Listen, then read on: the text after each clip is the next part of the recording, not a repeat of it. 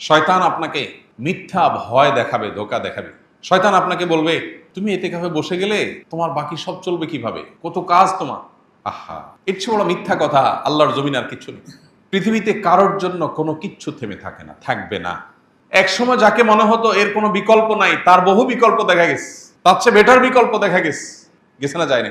আপনি মনে করছেন আপনার প্রতিষ্ঠানের জন্য, ব্যবসার জন্য, ফ্যামিলির জন্য আপনি নির্বিকল্প। আপনার মতো হাজার লক্ষ বিকল্প আল্লাহ প্রস্তুত করে দিতে পারেন। আপনি থেকে যা করতে পারবেন, আপনি না থাকাতে তার চাইতে বেশি হতে পারে। এটা আমাদের চোখের সামনে অহরহ অগণিতবার হচ্ছে, আমরা দেখতে পাচ্ছি। কিন্তু মানুষ বড়ই অকৃতজ্ঞ। আল্লাহ তাআলা বলেছেন এই জন্য যে ইন্নাল ইনসানা লাকাফুর। মানুষ বড়ই অকৃতজ্ঞ। মানুষ চোখের সামনে দেখে, জানে, শুনে, বুঝে, কিন্তু সে নিজের মধ্যে সেটাকে ধারণ করে না, গ্রহণ করে না। চোখের সামনে আমরা দেখেছি বহু সন্তানের বাপ আছে, কিন্তু সন্তানের ভাগ্যে ভাত জোটেনি বা অমানুষ হয়ে গেছে। আবার বহু সন্তানের বাপ নাই, মারা গেছেন, কিন্তু সে সন্তান মানুষের মতো মানুষ হয়েছে। আছে না নজির? বহু ব্যবসা মালিক একেবারে চোখের সামনে থেকে টেক কেয়ার করে নিজে হাতে যত্ন করে গড়ে তোলার চেষ্টা করেছেন, কিন্তু দেউলিয়া হয়ে গেছেন, টিকেতে পারেন নাই। আছে না? আবার বহু মালিক অত টেক কেয়ার করেন নাই, কিন্তু ব্যবসা আল্লাহ তাআলা দিন দিন বরকত দিয়ে অনেক দূর নিয়ে গেছেন। আছে না? ইমানদার বিশ্বাস করে আমার হাতে কিছু নাই, আমার হাতে শুধু চেষ্টা করার সক্ষমতা আছে।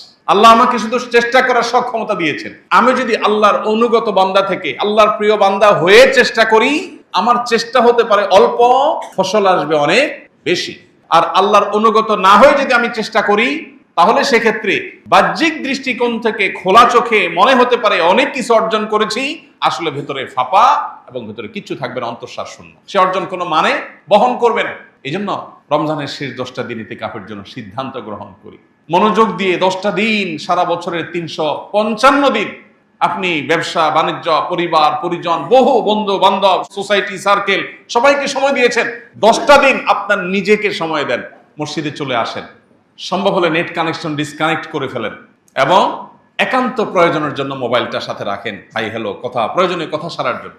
10টা দিন মসজিদের পরিবেশে এসে আল্লাহর সাথে একটু কানেক্টেড হওয়ার চেষ্টা করেন। আমাদের মনোযোগগুলোকে নানান দিকে ডাইভার্ট করার জন্য হাজার হাজার আয়োজন শয়তান এবং তার অনুসারীরা আজ করে দিয়েছে। মনোযোগ থাকে না। 10 মিনিট দোয়া তো দূরের কথা, 2 মিনিট দোয়া করলে 5টা কথা মনে আসে, 5 দিকে মন চলে যায়।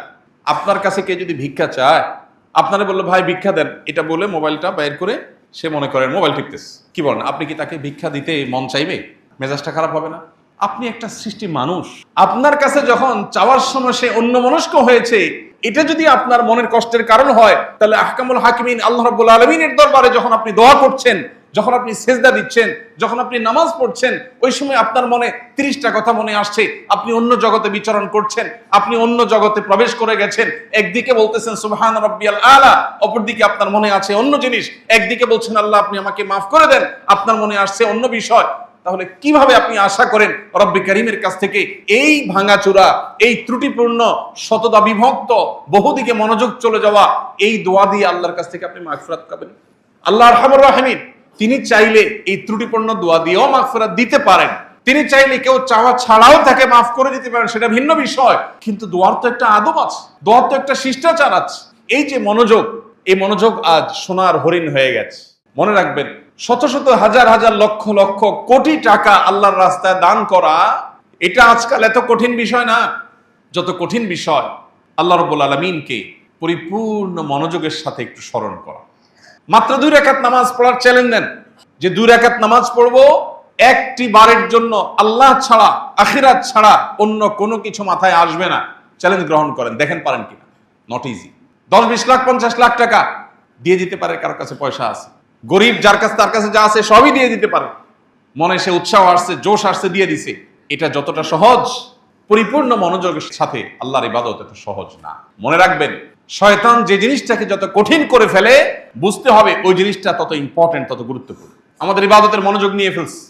রমজানের শেষ 10টা দিন যদি আমরা ইতিকাফে বসার নিয়ত করতে পারি, অন্য সমস্ত মনোযোগ বিনষ্টকারী বিষয়গুলোর সাথে সম্পর্ক কাট করে, ছিন্ন করে যদি আমি বসার চেষ্টা করতে পারি, অন্তত ইবাদতে, আল্লাহর স্মরণে, দোয়ায় মনোনিবেশ করার, মনোযোগ দেওয়ার, ফোকাস ধরে রাখার এই প্রচেষ্টায় আমি ফিরতে পারি।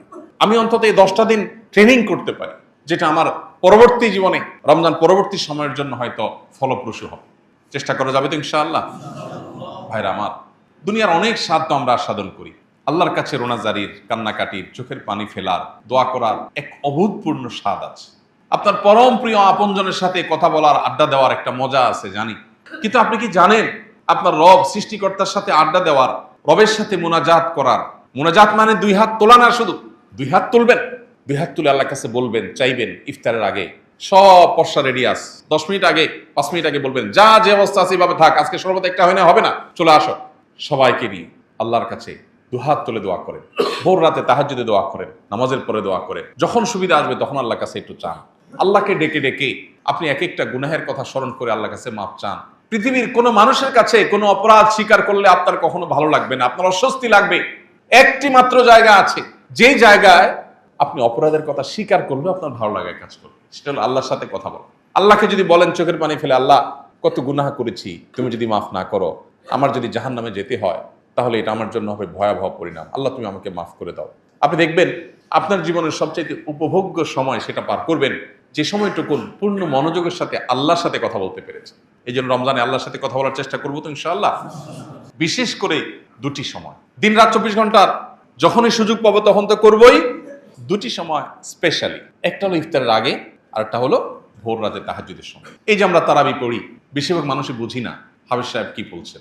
কিন্তু আমি যদি নিয়ত করি যে আমার কান দিয়ে পরিপূর্ণ মনোযোগের সাথে আল্লাহর কালাম আমি ভেতরে প্রবেশ করাচ্ছি, মনে রাখবেন এটা একটা কমপ্লিট স্পিরিচুয়াল ট্রিটমেন্ট পদ্ধতি, আপনার আধ্যাত্মিক রুহানি ট্রিটমেন্ট, শেফা এই কোরআন তেলাওয়াত শোনার মধ্য দিয়ে হবে।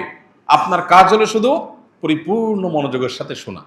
এর মধ্য দিয়ে সারা বছরের আপনার চলার জন্য যে রসদ দরকার হয়, রুহানি আধ্যাত্মিক শক্তির দরকার হয়, যে স্পিরিচুয়াল দরকার